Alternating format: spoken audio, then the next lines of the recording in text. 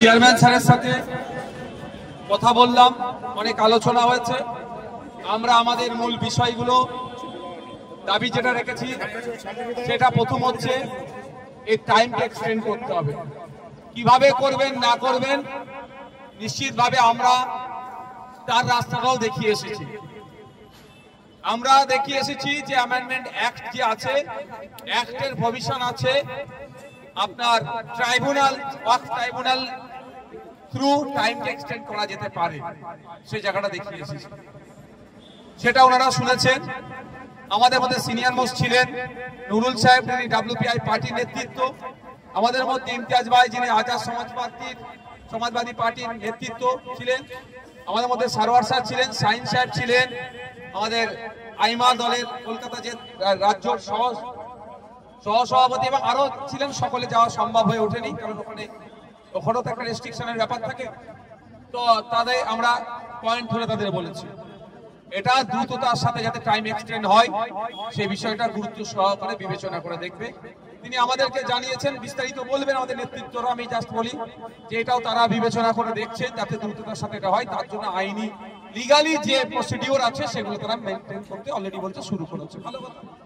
দ্বিতীয় যেটা আমরা বলেছি, এই যে সরলীকরণ করার কথা যেটা বলেছি সেই বিষয়টা এগ্রি হয়েছে, এবং এটাও তিনারা জানিয়েছেন যে নিয়মিত যে 24/7 একটা টোল ফ্রি নাম্বার বা একটা নাম্বারের ব্যবস্থা করছে।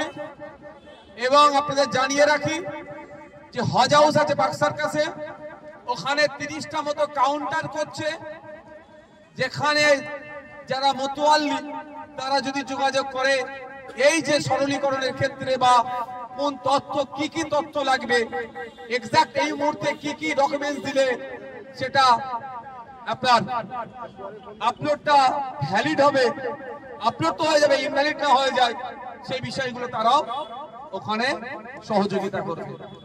আর যে বিষয়টা আমি বলেছিলাম আমরা, যে গুরুত্বপূর্ণ বিষয় যে আপনার ওয়াক বাই ইউজার যে ঘটনাটা ঘটছে, সেক্ষেত্রেও যে কারো একজনের নামে আছে, তাকে খুঁজে পাওয়া গিয়েছে কিন্তু এখনো ইসি নাম্বার হয়নি, তারও সরলীকরণের জন্য আমরা অনেক প্রস্তাব রেখেছি। ভাই তুমি মিডিয়ার লোক, পিছিয়ে যাও না, মিডিয়ার লোককে ছাড়ো না, মিডিয়ার লোক সরলীকরণের জন্য সেই প্রস্তাবটাও তারা গ্রহণ করেছে, আমাদের সাথে আলোচনা করেছে। দীর্ঘক্ষণ আমরা আলোচনা করেছি। আমরাও আমাদের দিক থেকে এর খারাপ দিক কি সেটাও বলেছি এবং তারাও বলেছে। তবে একটা জিনিস আমাকে ভাবাচ্ছে, এটা একদিনের পরিকল্পনা নয়। রাজ্য সরকার দিকে বলছেন যে আপনি ভয় পাবেন না,